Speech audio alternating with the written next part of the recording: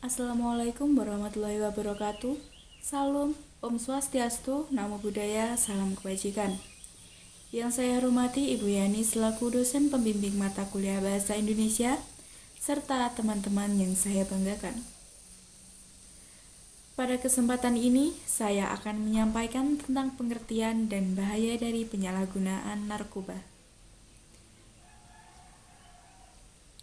Saat ini, bahaya dan dampak narkoba atau narkotika dan obat-obatan pada kehidupan dan kesehatan pecandu semakin meresahkan. Bagai dua sisi, narkoba menjadi zat yang bisa memberikan manfaat dan juga dapat merusak kesehatan. Seperti yang sudah diketahui, ada beberapa jenis obat-obatan yang termasuk ke dalam jenis narkoba, yang digunakan untuk proses penyembuhan karena efeknya yang bisa menenangkan. Namun jika dipakai dalam dosis yang berlebih, bisa menyebabkan kecanduan. Penyalahgunaan ini mulainya karena si pemakai merasakan efek yang menyenangkan. Dari sinilah muncul keinginan untuk terus menggunakan agar bisa mendapatkan ketenangan yang bersifat halusinasi. Meski dampak narkoba sudah diketahui oleh banyak orang, tetap tidak mengurangi jumlah pemakainya. Bahaya dari narkoba menjadi kecanduan tersebut memang bisa disembuhkan. Namun akan lebih baik jika berhenti menggunakannya sesegera mungkin atau tidak memakainya sama sekali. Narkotika adalah zat atau obat yang baik bersifat alamiah, sintesis maupun semi-sintetis, yang menimbulkan efek penurunan kesadaran, halusinasi, serta daya rangsang. Sementara menurut Undang-Undang Narkotika Pasal 1 Ayat 1 menyatakan bahwa narkotika merupakan zat buatan ataupun yang berasal dari tanaman yang memberikan efek halusinasi, menurunnya kesadaran, serta menyebabkan kecanduan. Obat-obatan tersebut dapat menimbulkan kecanduan jika pemakainya berlebihan. Jenis-jenis narkoba dan obat-obatan, yakni jenisnya dibagi menjadi 3 golongan berdasarkan resiko ketergantungannya. Narkotika golongan 1. Narkotika golongan 1 seperti ganja, opium, dan tanaman koka sering berbahaya dan jika dikonsumsi karena beresiko tinggi menimbulkan efek kecanduan. Narkotika golongan 2. Sementara narkotika golongan 2 bisa dimanfaatkan untuk pengobatan asalkan sesuai dengan resep dokter. Jenis dari golongan ini kurang lebih ada 85 jenis.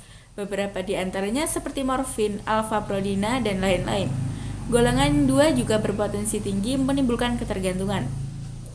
Narkotika golongan 3. Dan yang terakhir, narkotika golongan 3 memiliki resiko ketergantungan yang cukup tinggi dan banyak dimanfaatkan untuk pengobatan serta terapi. Seperti yang sudah disebutkan di atas, ada beberapa jenis narkoba yang bisa didapatkan secara alami, namun ada juga yang dibuat melalui proses kimia. Jika berdasarkan pada bahan pembuatannya, jenis-jenis narkotika tersebut diantaranya adalah narkotika jenis sintesis. Narkotika yang satu ini didapatkan dari proses pengolahan yang rumit. Golongan ini sering dimanfaatkan untuk keperluan pengobatan dan juga penelitian. Contoh dari narkotika yang bersifat sintetis seperti amfetamin, metadon, dexamfetamin, dan sebagainya. Narkotika jenis semi-sintetis. Pengolahan menggunakan bahan utamanya berupa narkoba alami yang kemudian diisolasi dengan cara disekstasasi atau memakai proses lainnya. Contohnya adalah morfin, heroin, kodein, dan lain-lain. Narkotika golongan jenis alami. Ganja dan koka menjadi contoh dari narkotika yang bersifat alami dan langsung bisa digunakan melalui proses yang sederhana karena kandungannya yang masih kuat. Zat tersebut tidak diperbolehkan untuk dijadikan obat. Bahaya narkoba ini sangat tinggi dan bisa menyebabkan dampak buruk bagi kesehatan jika disalahgunakan. Salah satu akibat fatalnya adalah kematian. Bahaya dari dampak narkoba pada hidup dan kesehatan. Peredaran dan dampak narkoba saat ini sudah sangat meresahkan. Mudahnya mendapatkan bahan berbahaya tersebut membuat penggunanya semakin meningkat. Tak kenal jenis kelamin dan usia, semua orang beresiko mengalami kecanduan jika sudah mencicipi zat berbahaya ini. Meski ada beberapa jenis yang diperbolehkan dipakai untuk keperluan pengobatan, namun tetap saja harus mendapatkan pengawasan ketat dari dokter. Ada banyak bahaya narkoba bagi hidup dan kesehatan, diantaranya adalah dehidrasi. Penyalahgunaan zat tersebut bisa menyebabkan keseimbangan dek elektrolit berkurang.